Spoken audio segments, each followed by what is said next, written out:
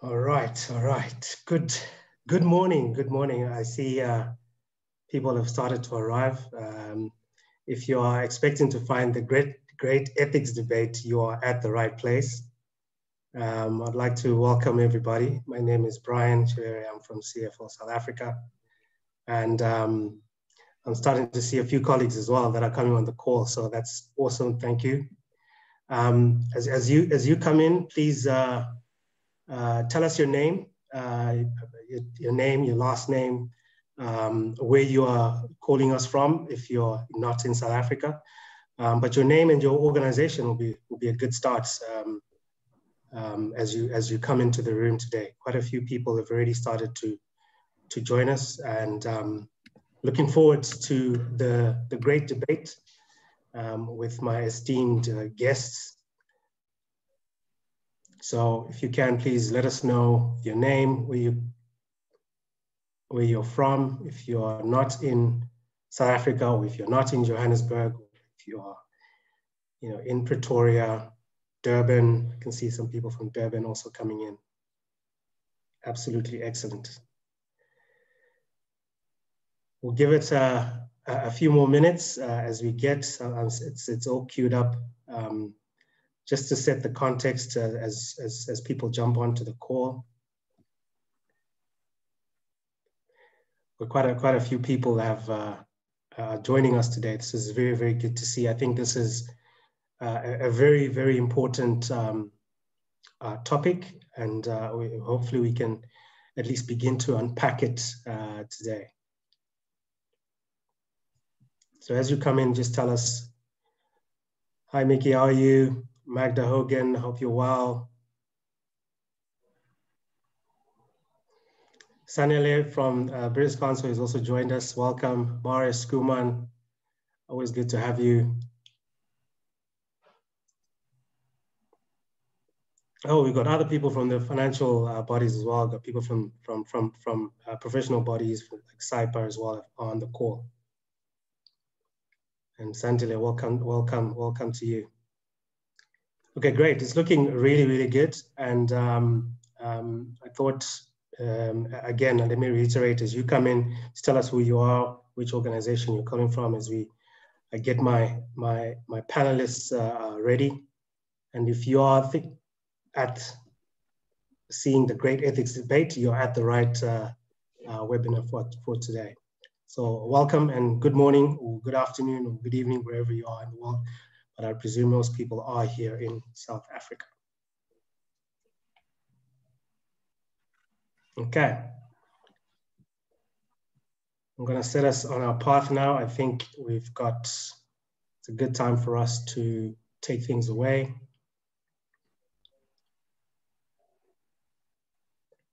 So before I do that, let me just stop sharing my screen for a second and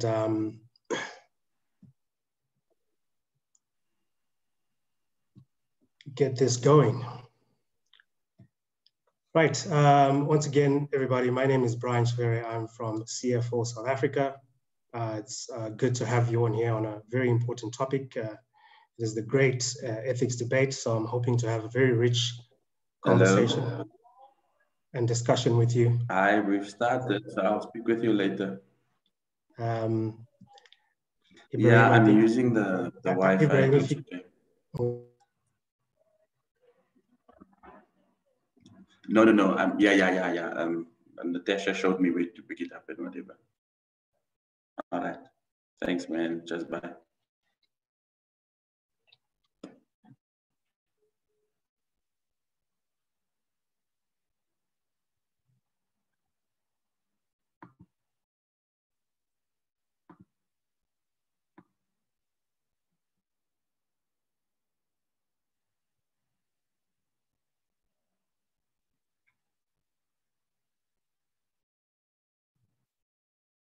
Ryan, you're on mute.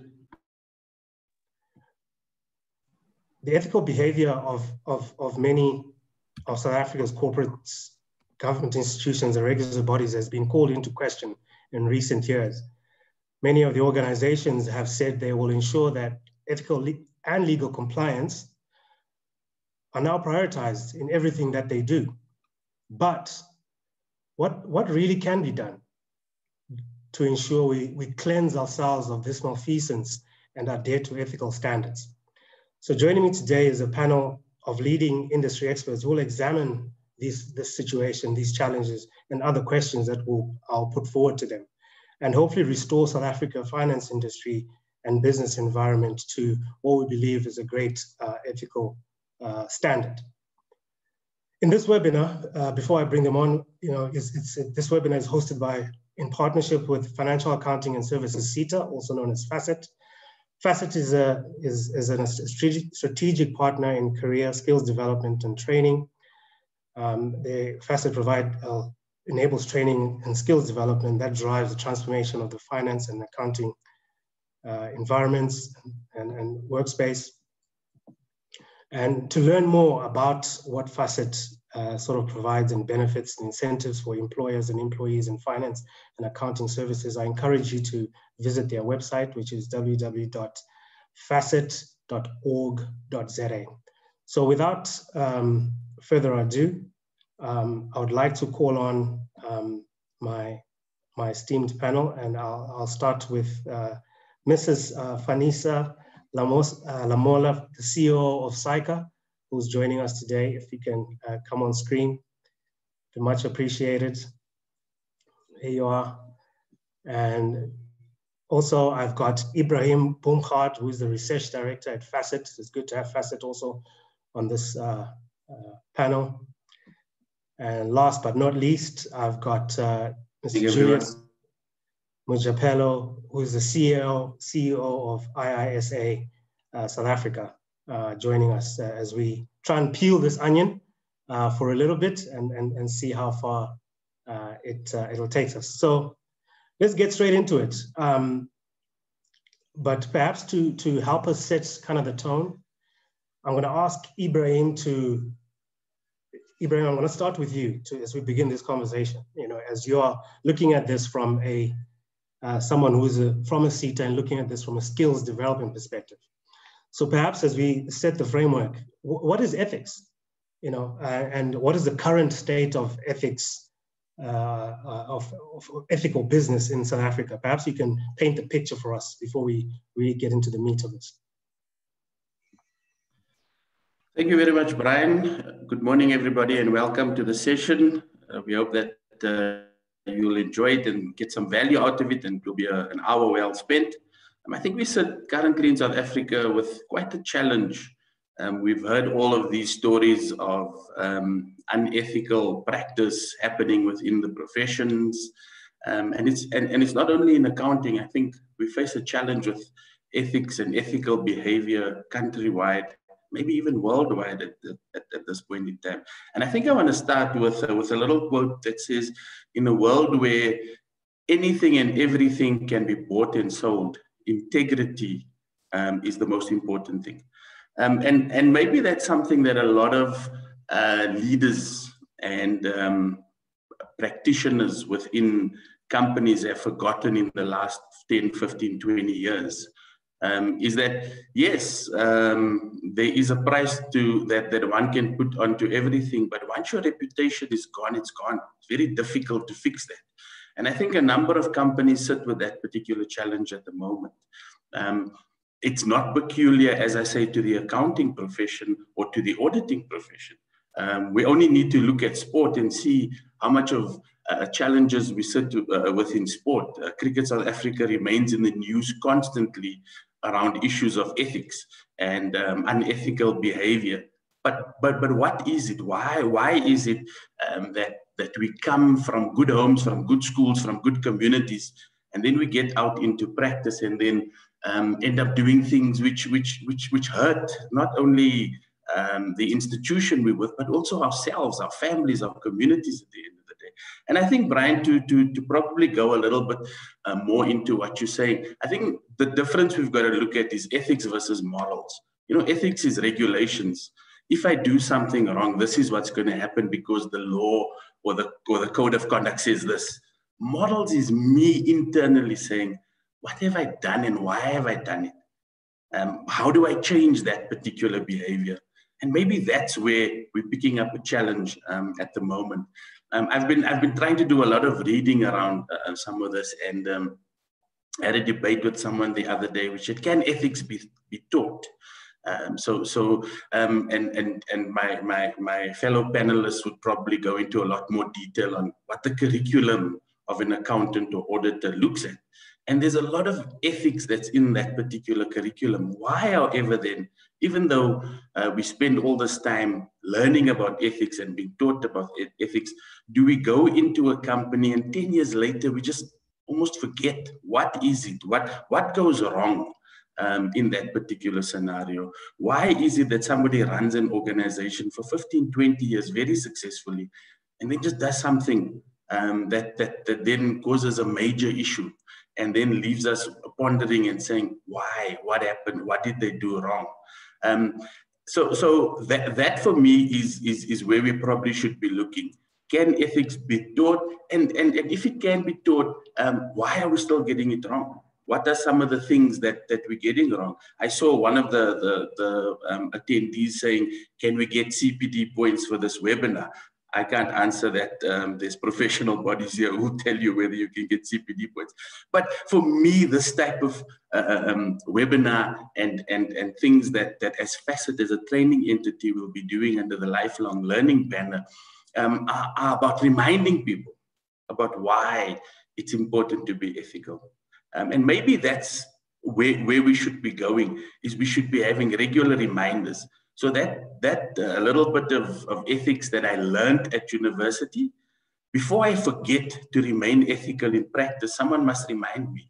How often don't we say, oh, if only someone had come to me beforehand and reminded me about this, I would not have made that decision.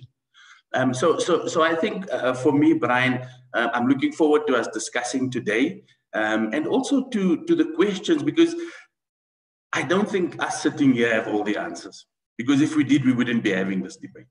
It's a collective that will say to us how it is that we're going to get to where we should be at the end of the day. Were people in the past more ethical? Or did we just not find out about it? In today's times with social media and access to information, maybe that's why we seem to be so unethical today versus 50 years ago. I leave it there, Brian. Thank you for that. Let me bring in Fanisa here. I mean, we clearly have a challenge. So I want to ask this question, Fanisa, from a professional body perspective. What are you doing as an institute to grow the DNA of ethics, specifically amongst your members? Good morning, everyone, and thank you, Brian. And thanks, Ebrahim, for the wonderful start that you had. And maybe the question that Brian has just asked me very much dovetails into what Ebrahim has just said. To start with, Brian, it can never be that ethics is about what people are being taught. And people can even say, if only I had been reminded of this, I wouldn't have made such a decision. Ethics is about the good in you. And the good in people, to a large extent, get influenced by the environment and the culture they find themselves in. So we can teach, yes, and in terms of our curriculum, we do have ethics modules that you study right from first year throughout your training contract. I guess even when you get to your firm where you go serve your articles and your employer, you still get ethics being one of the measures that you get measured on whether you can be signed off as a trainee.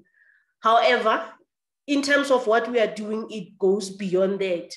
What we are trying to do on our side is, as much as, yes, the theory can give you something, but it's about creating a culture where people can always have ethics in their forefront. And how do you create that culture? That culture is created by what we do in the various organizations, and our members are everywhere.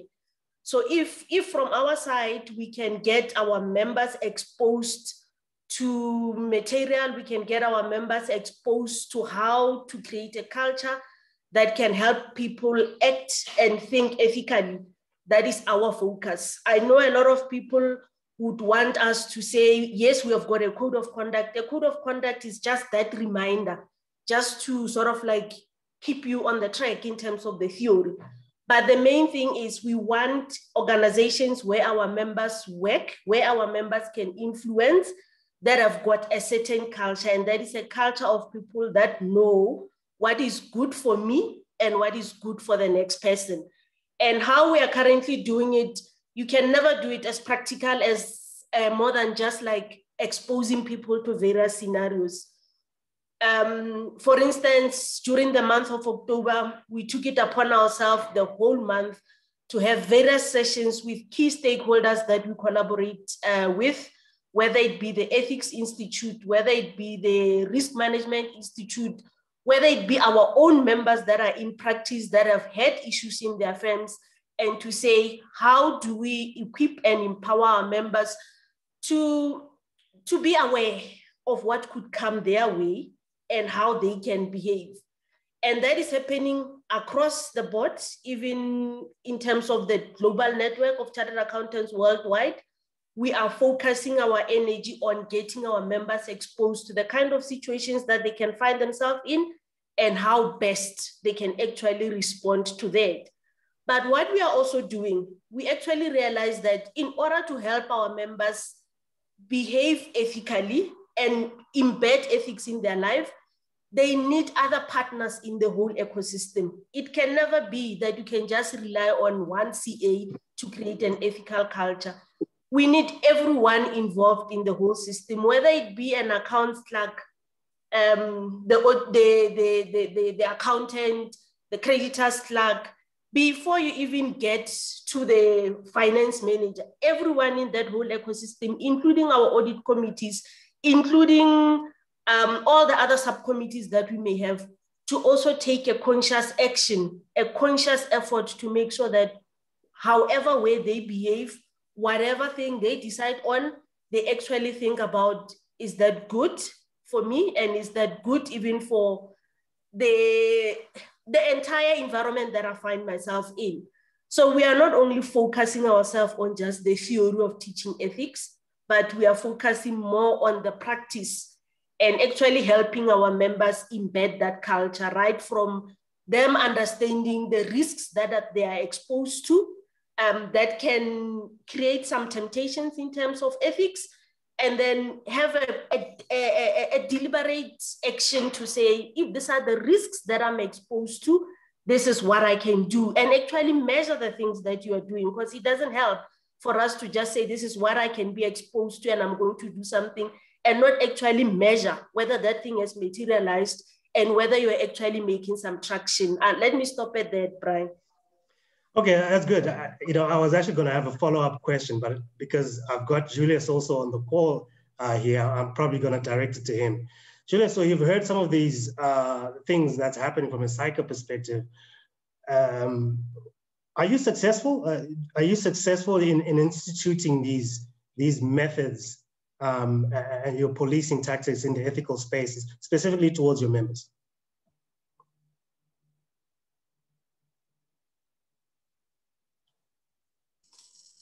Thank you very much, Brian. I think the measure of success is very difficult in a market where you have an uneven playing field for all professionals. And professional bodies represent a very small number of professionals in South Africa. And I think we still have an environment where the majority of individuals plying their trade in finance, in commerce, are not necessarily members of professional bodies. So the high success rate of professional bodies might actually not make the kind of dent we are looking for to fix this economy from an ethical point of view until we have a system that brings everyone on the same leveling field, held to the same code of ethics.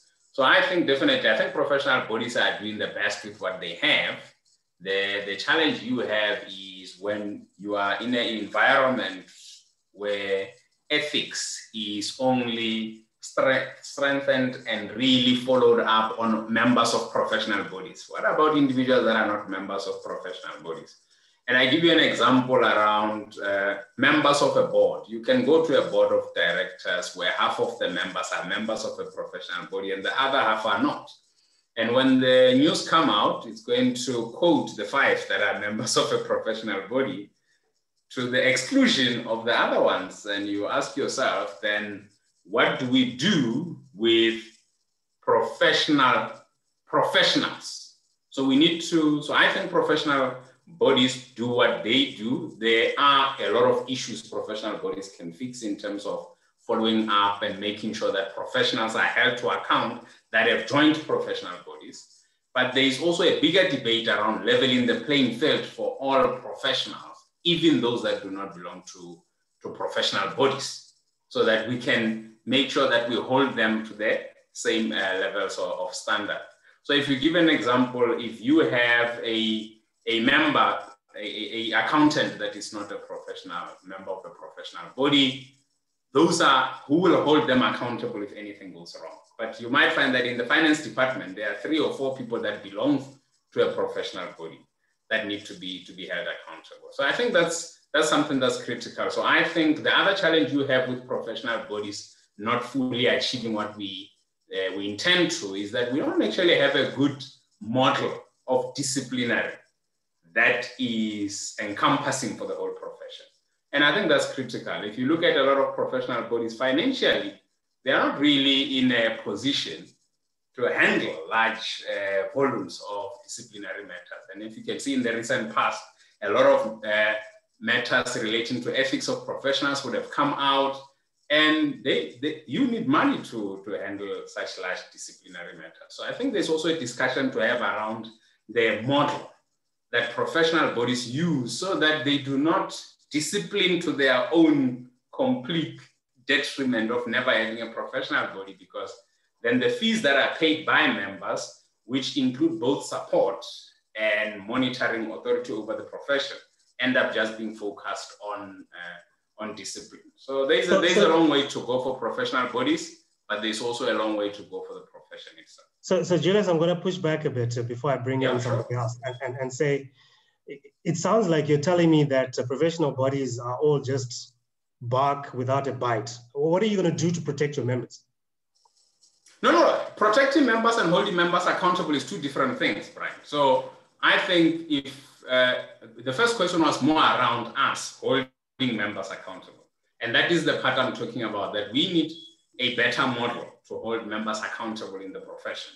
And hence we say this is a great ethics debate. We're not trying to say we have to look at the current system objectively and say, with the current system, can we objectively say this model is going to work in making sure that we hold all professionals accountable? And I think there's a lot of debate to be had around, especially the funding side of the disciplinary model, if we want to achieve the kind of numbers we want to inflict impact on the market so that individuals know if they do anything wrong, they will be dealt with.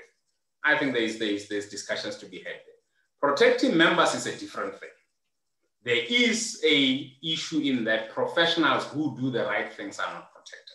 That is the job we do as part of the Anti-Intimidation and Ethical Practices Forum, where we say, what do we do? Because not everyone is unethical in the professional environment, but sometimes those that become ethical are the ones that are excluded from the mainstream, they are suspended, and how do we protect? And that is the bigger challenge as well for professional bodies to say, that's why we came together and we have the Anti-Intimidation and Ethical Practice Forum and say, let's talk together and say, how do we protect our professionals?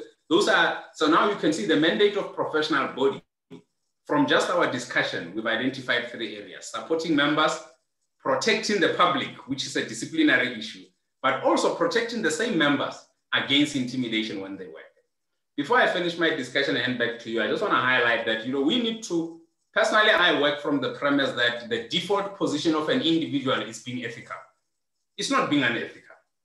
If we don't work from that premise, we have a big problem. We work from the premise that an individual is ethical unless there are incentives to be unethical, unless there are pressures to be unethical, unless they can rationalize being unethical.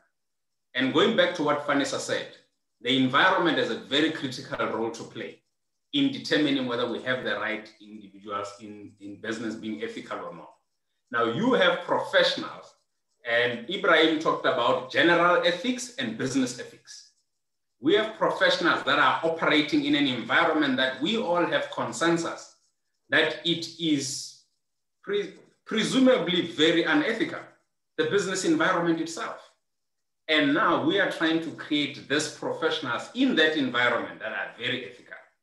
We must also accept those realities and address them as well in our attempt to create this outliers of professionals that are going to be super ethical in a very unethical environment. Thank you. Thanks, Julius. And I want to take this conversation back to Fanisa and ask her, at least from a SAICA perspective, how can your members make themselves an island of integrity when unethical behavior is prevalent in the markets in which they operate, right? You've got some CAs with you and others that are not with you. So you've got this environment. Where do you play? How do you reconcile this situation? Okay. Thanks, Brian. And to get to your questions, there are just 2 points that I wanted to take on from what Julius has said. Julius is very right. If we were to focus our investment on disciplining members, we will never have sufficient funds as member institutes to actually be able to do that. Because take for us, for instance, with 46,000 members, all of them bringing a senior, if all of them were to behave unethically and we were to discipline them, all of them will bring a senior counsel, which would cost like 30,000 a day. We will never in any time have money to actually be able to discipline all of them. So for that reason, the strategy has to change. It can never be that we will be able to instill discipline, to instill ethics by disciplining members. What we are doing instead, and I'm not saying we are not disciplining members. Disciplining members is the last stop when everything else has failed. Because of what I've just said, you will never have sufficient funds. What we are trying to do is to actually prevent getting to that point where our members find themselves in situations that they have to be disciplined and we have to spend money in that. And to that effect, one of the things that we are considering in terms of investing money in, it's exactly one of the comments has said. There are a lot of our members that want to do good and that would do good if only they knew that should they get into trouble, there would be some protection from them, or there will be somewhere where they will be able to cry to and get a solution. It pains me when I see some of our members who were working in some of these companies that found themselves wanting, when they come to us and say, this is what I've done to try to prevent the situation that you are seeing, for instance, at VBS. However, because of what I've done, I am now without a job. When everyone looks at my CV and see that I've worked for XYZ, they don't even want to touch me. They don't even want to hear me out that I was actually the one apple that tried to do good. So one of the investments that we try to do is how do we actually support our members so that in whatever environment they find themselves in, they will still be able to be brave and stand for the good thing, knowing very well that should something go wrong and I'm without a job or I need a reference, at least I've got my member institute that will be able to give me some support and get myself back onto my feet and be able to show that I was actually the ethical one. So that's one other thing that I just wanted to make sure that whistleblowers and people that want to do good are actually protected. Sorry, I'm just looking at the comments. Yeah, are actually protected. Maybe just rephrase your question. I just want to make sure that I answer your question. Yeah, well, I was asking the question can your members make themselves an island of integrity in an environment that is rampant and awash with unethical behavior? How are you going to reconcile the society from your perspective? Exactly that, Brian. They can never be an island because, like I said, a culture is about how you do things as a community. I can't create a culture of my own in an environment. One music teacher once said to us, if you are 10 and you are singing, 9 are singing the wrong note and you are the only one singing the right note, you are actually the one who's singing the wrong note because the 9 are actually all jailing. So if you find yourself as a CA where you are singing the correct note and all 9 are out, you will never succeed. So the idea is to get the environment professionalized as much as possible. Not everyone needs to be a CA, but you can professionalize even the other levels of people working in the finance division so that that CA can blink, because as long as you've got the one CA that is going to be an island, you will never be able to blink, because if you blink, you'll find yourself in jail. So the idea is to make sure that all the stakeholders in that value chain, in the finance department, and hopefully we will then contaminate everyone in the organization with that kind of ethical and professional behavior, so that the more we are all professional and ethical, the more we'll then create that culture that we want. It can never be the expectation that we can just single out our member and say, you must go and be the ethical one in that organization. We must work, and that is why you will find one of the major projects that Treasury is involved in is to actually professionalize and actually regulate the whole finance space, so that we don't see just the top one being the CA, for instance, who belongs to a professional and knows the code of conduct and knows what is expected of the ethics, and everyone else is a free for all. So if we can get everyone in that ecosystem to actually be professional and ethical, we'll create that culture and they won't have to be an island on their own. All right, fair enough. Thank you. I want to call in Ebrahim quickly, and the question really is there seems to be dilemmas and ethical blindness, in some of the issues that are being raised, where people are saying, well, I'm not aware I'm deviating from the rules of the game when I make this decision. So what are some of the things that you would tell people that are saying these, or what is available to them to make sure that there is clarity, Ebrahim?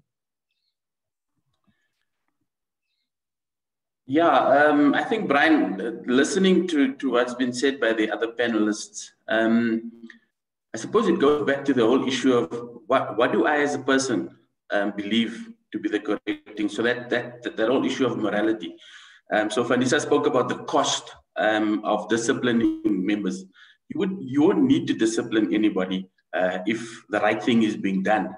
And yes, there are challenges, and one feels for the CFO in an entity where he sits and the unethical CEO or board puts him or her under pressure to do something unethical. I mean, we listen daily to accounts of people at the Zondo Commission and how they were pressurized to do certain things and given directives to do certain things, etc. But for me, it goes down to what is internal. You see the background I have. It's a golf course. And in the game of golf, it's supposed to be a game that's highly ethical, that your morals dictate what you do on the golf course.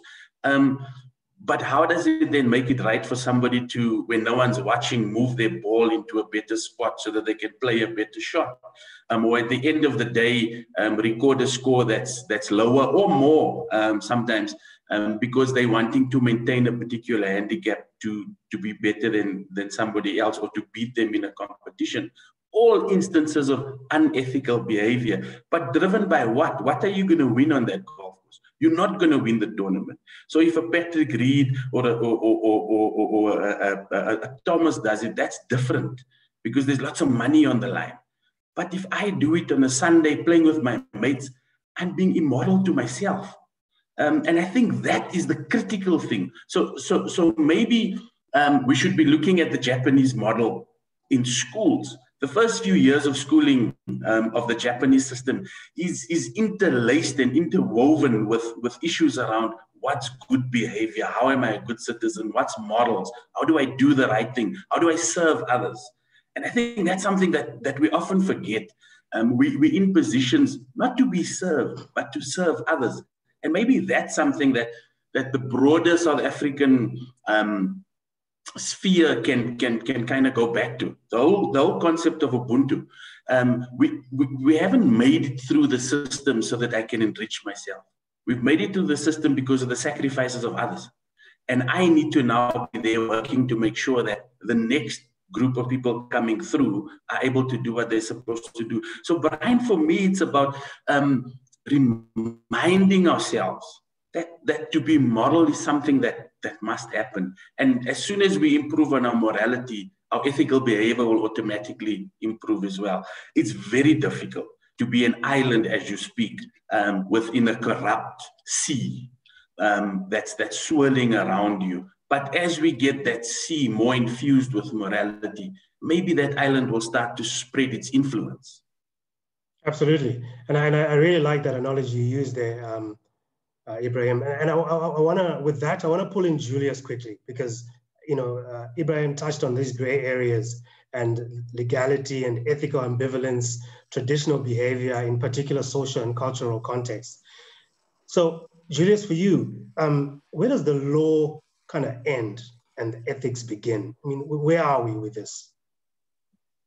Thanks, Brian. You know, one of the statements made by at an event, by a speaker at an event was, you know, we in the profession, we talk about being ethical as being doing more than what is required by the law. And he made a very straight statement that unfortunately businesses don't comply with the law in the first place. If we actually just got businesses to stick to the letter of the law in many instances, we might not have half of the things that we have. But it goes back to that issue I mentioned at the beginning, that there's enough rationalization in the market and incentives and pressures for businesses to operate against the prescripts of the law that we need to target those deliberately and deal with them. For example, you have a situation where you are in the public school system. I worked with the public schools for a long time, trying to sort out getting them to be audited properly. In South Africa, the public school system, you say an auditor goes there, there are individuals that are going to public schools that are not qualified to be auditors, and they are conducting audits in public schools. Now you have a registered auditor that goes into the school with a quotation that says 50,000 rand for the audit of the school, because that's exactly what I will need to be able to do to comply with the standards. You have a non-registered auditor that comes to the same environment with 6,500 rand for the same audit, because they are not registered with the IRBA, and they sign that as an independent auditor's report. It goes to the Department of Education in that province, and they accept it as an independent auditor's report. What are you saying to the registered auditor that took many years, is complying to a code of ethics, and they are now not getting a job because somebody has got 20 schools that they are auditing without the right qualifications, without being registered with the right body? So you can see there's an environment that we need to deal with that must make it possible for people to comply. And that's where the starting. So the fight must be twofold. We have to deal with those that do not comply with the standard, but we have to have a concerted effort to deal with the issues in the environment that are creating opportunities, incentives, and rationalizations for people to be unethical.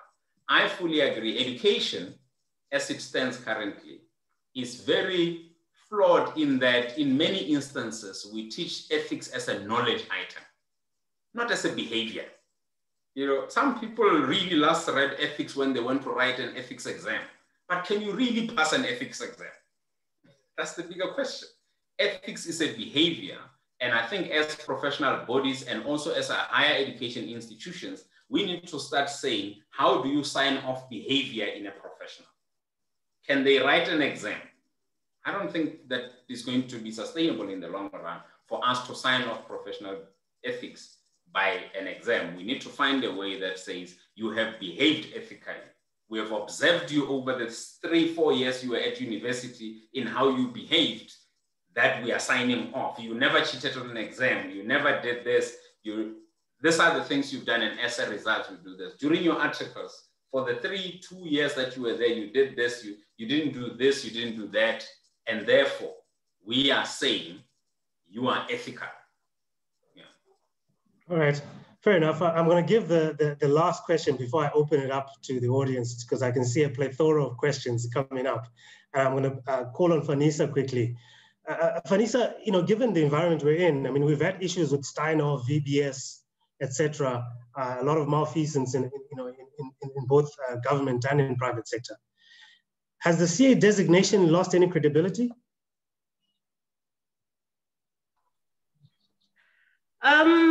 No, Brian, the CA designation has not lost credibility.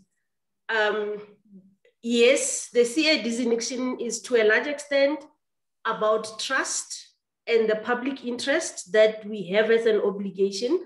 However, we also have the issue of competency, being able to provide a service that our members that our clients can be happy with. If you look at all the things that have been reported on about CA, it has never been about the competency of the CAs, but it has been about some of the behaviors of the CA. And we have got research that we have conducted to actually find out from our main users, from the regulators and all the various key stakeholders on where the CA designation actually is at. And I can confidently say to you, yes, we have had those lapses of unethical behavior by some of our members, but it has not in any way devalued the value that a CA can bring into an organization. So in that perspective, I'm a budding accountant. I want to be a CA. You're saying, Brian, go ahead. We are sound. We are safe. We're good to go, basically. We are good to go. There is a future for a CA. And yes, maybe some of the characteristic of a CA will have to change because of what we have learned from some of the lapses that we had.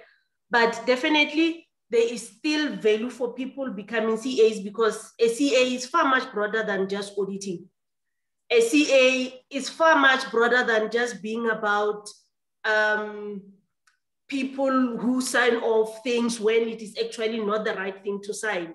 When you look at the spaces in which CAs operate, there is a lot of other value-adding opportunities that CAs create than just the few auditors that may have been found wanting or the few CFOs, as in like cases of Steinhoff, that may have sort of like been found wanting. And one of the things that we are doing in actual fact is to focus the attention not on the negative things that people have done, not that we are hiding them away, but we want to bring the more positive thing out there for people like you who want to become CAs to actually see the more than important value that a CA can bring and not just be bombarded by the negative fed cooks and all the other things that other CAs have done, the few CAs have done. Wow, that's a very interesting points you make there, and I'm encouraged at least that I should stay on the path. But there's a lot to talk about. I think this is a conversation that we'll continue to have and continue to bring insights to the public and to other professional bodies. But with that, I want us to touch on a couple of questions that have started to pop out on screen. I'm going to attempt to read out a few, and if you can, I'll address, there's one I can read out now, which says, what actions against unethical members can be shared to show how professional bodies are taking the issues of malfeasance seriously? What are some of the actions? Julius, Fanisa, perhaps Julius, you can, I'll start with you.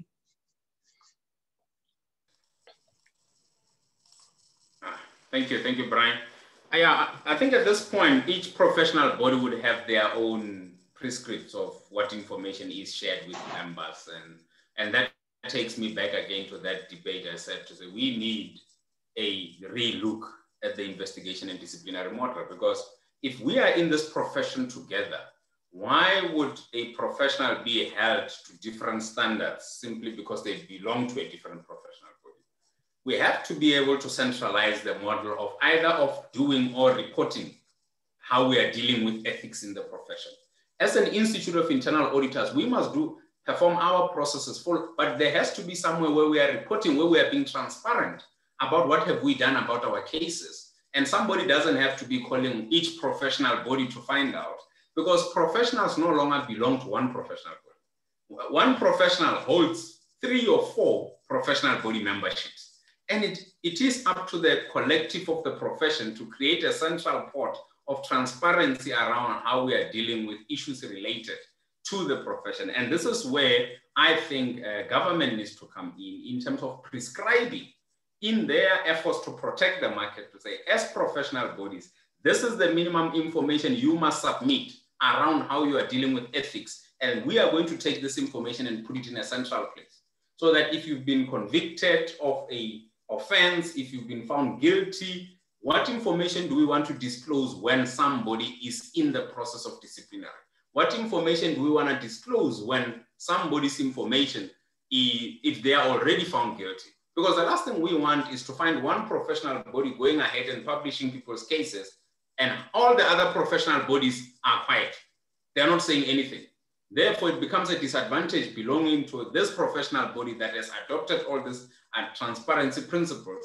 When the other professional bodies, it's okay, you can belong to them, nothing happens. I think we need to come with a unified profession-wide, not an internal audit, SAICA, SAICA, but a profession-wide transparency and disciplinary model that's going to make sure that we are held accountable to saying, IIA, you've received 10 of these cases last year. How have you dealt with them? And that oversight authority on professional bodies must hold us accountable to that. All right, there's another question I want to read out, and I'm going to direct it to Fanisa again. So we spoke about the cost of disciplinary methods, and somebody wants to know here, what methods are there, to discipline members, when costs are prohibitive? Okay, thanks, Brian. I think to answer that, I'll also touch on your previous question on what are we doing. The first question that you posed was, can people claim CPD hours for this webinar? And one of the things that we are doing was to exactly change that and not make learning and development of our members to be about hours. So it is about you feeling you are now competent about ethics. So in order to preempt and reduce number of cases that will end up going to discipline and we not having the money, one of the things is we have completely changed our continuous professional learning methodology, and it's in line with IFAC anyway, but we want members to measure their competence rather than the number of hours that they spend. So you should assess yourself whether you believe you have actually gained something about ethics and not just having spent an hour on ethics. One of the things that we have also done so that we never get to the point of having large sums of money to deal with discipline is our bylaws amendment and our constitution. At the start of all these scandals and whatever was happening, we found ourselves in a very difficult state in that we had to a large extent, or our founding documents had to a large extent actually dependent on the goodwill of a member. It was more believing that the member would do the right thing. It was more believing that the member would act in the public interest. And we have had to find ourselves actually now changing the constitution and the bylaws in order to enable us to have more rights to make sure that should our members go astray, we are not strung in terms of what we can do. We can act swiftly. I know our members might think we haven't acted as quick as they would have liked to, but it's a process that we have had to undertake where we can actually be able to get a member to declare that once I'm a CA, when I leave here, I'm gonna behave in this way. And if I behave the other way around, which is not in line with the code or is not ethical, you have got the right to jump some of the loopholes and actually take me straight, and I will not do 1, 2, 3 without necessarily transgressing people's rights. So we have had to amend some of those so that we never get to that. What we have also done, which talks to empowering our members so that wherever they are, I've already spoken to wherever they are, if they're found wanting, we are looking at how we can assist them so that they can still be brave enough to do the good thing. And if the research is right, that 10% of people actually want to do good, 80% will do good depending on what will happen to them or what won't happen. And then the other 10% will never do good, they mean bad. So we want to make sure that that majority of the 80 that can actually do good if the environment allows them to. We have got all the support structure, and including empowering them on making the right decisions. And part of empowering them is all these case studies that we have of the various situations that they can find themselves in. And if they were to find themselves, this is what they can do, this is where they can get help. So we believe if we can focus on that 80%, that has got the ability to do good. It's just that sometimes they are exposed to elements that make them not do good. We will go a long way in reducing the amount of people that end up with that 10% that end up being disciplined. So, yeah. Thank you, Fanisa. I wanted to bring in Ebrahim here again, because we talk about the issue of discipline as you know, as we head into the last 10 minutes. And discipline to me, it sounds like it's a very reactive thing. But from a training perspective, Ebrahim, what can we do? What are the things that you're doing? Can training courses truly produce the ethical graduates so that we avoid these, and there is a discipline question here, so we avoid these disciplinary processes and be more reactive?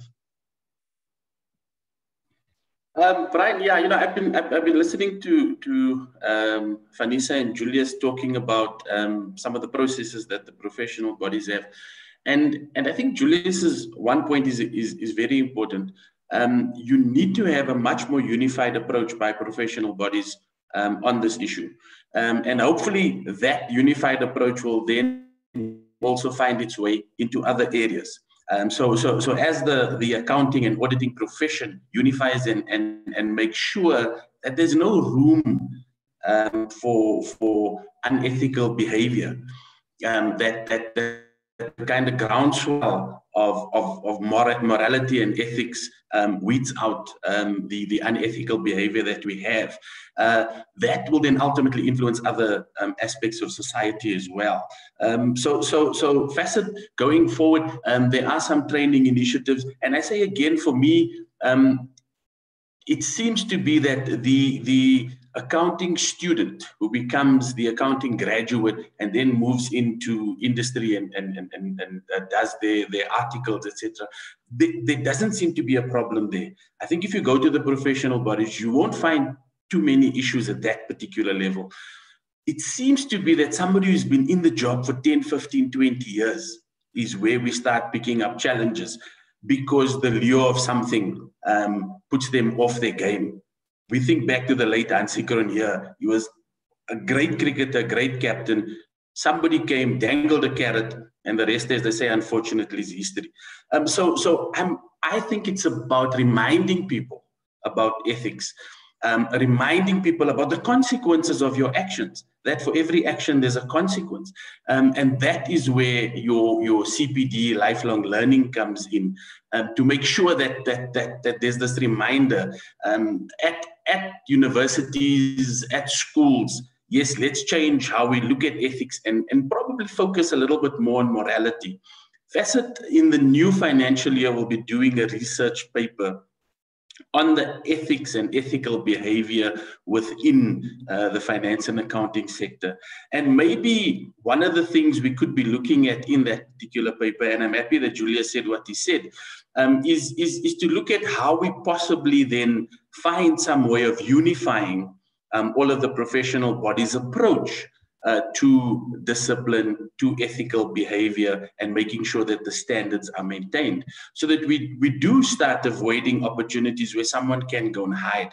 So maybe we must stop having the Isle of Mans or the Swedens of the world where I run to when I've done something wrong and I can't be extradited, and all of that type of thing. So if we have all of the professional bodies that look after this particular profession coming together and saying, here's our collective approach to this particular issue, one, it's going to cut down on opportunity for those who aren't disciplined to run away. But I think secondly, just the groundswell is going to start saying, hey, let's do the right thing.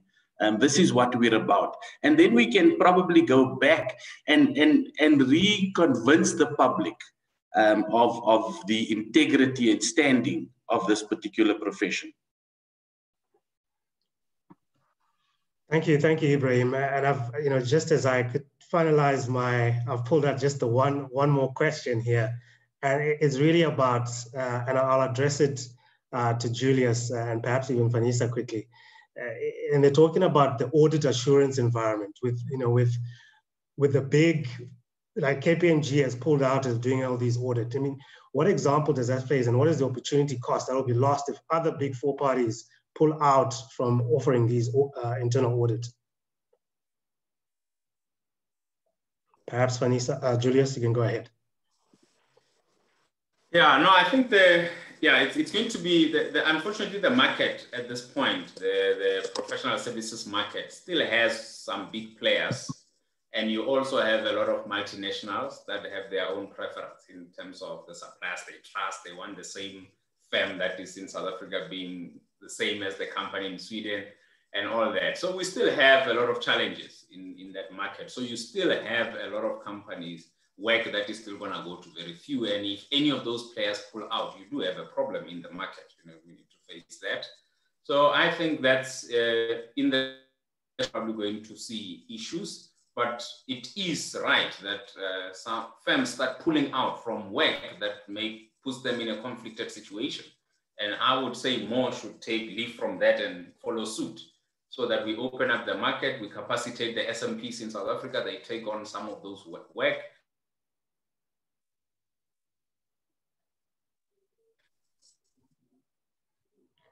All right, excellent. Fanisa, some last words from you as I do the final rounds.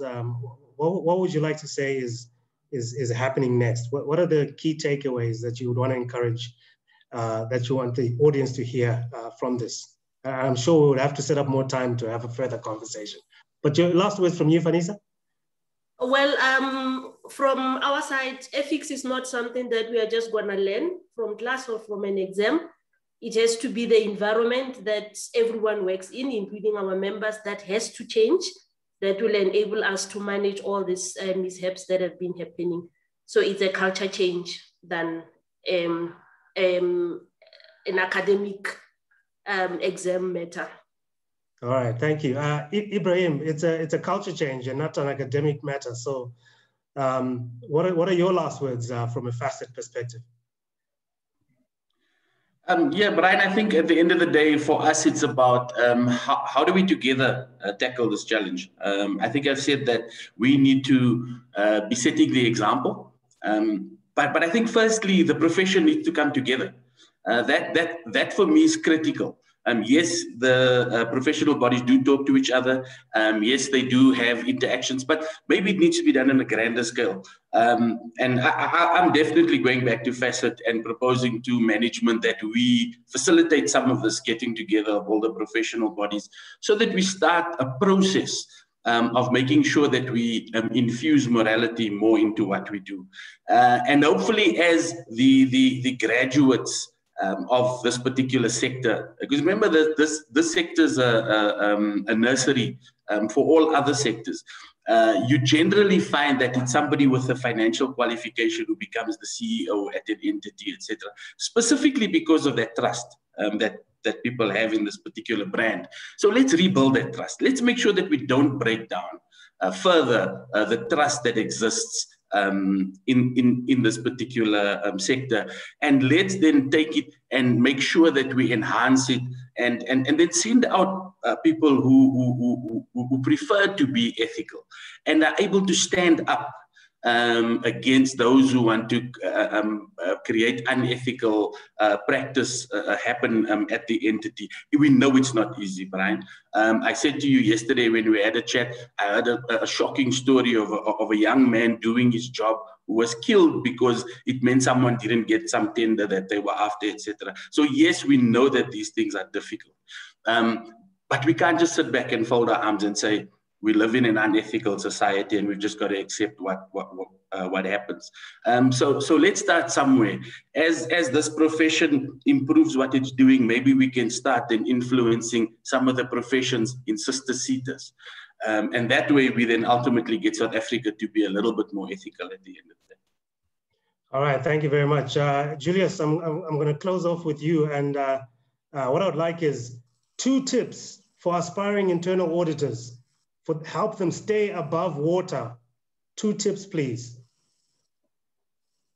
Yeah, no, I think lifelong learning will always be your best bet as a professional. I think professionals need to take lifelong learning and personal development very personal, and not only develop themselves for the employers or for the market, because I think we, as professionals, the more we learn, the better we become. And I think we must just continuously do that. And I think internal auditors, as people that a lot of management and boards look to for insight, have to be ahead of the game. So if you are an aspiring internal auditor, you just need to put your hand forward and make sure that you are ahead of the game in everything. And just one last point is, we need to create, when we talk about professionals, we must not leave universities, colleges, and universities of technology out of the discussion. The majority of the professionals we are talking about are only linked to universities and not to professional bodies. So we need to be able to hold universities accountable for the graduates they produce as well. Thank you. Awesome, thank you very much. And with that, I would like to thank my panel, Fanisa from SAICA, Ebrahim from Fasset, and Fasset for obviously bringing this thing together. You know, some great stuff, that we're talking about there, but I believe this conversation must go on, and we want to continue to have that. But also, thank you, Julius, for your insights, and we'll touch base and continue to build on some of the things that we've started here. On screen, ladies and gentlemen, you'll see our upcoming webinar. We'll continue to have these and other conversations ongoing. So next up, we've got a number of webinars that are coming. Something for the data analysts that's coming up on the 25th. That will also be then followed by finance from working from home on the 3rd of March. And then we'll also have Sage Insights on the 2021 budget. So catch us on our website, cfo.co.za, for any further information. But with that, thank you very much for joining us. And I wish you a very wonderful day further. Good afternoon.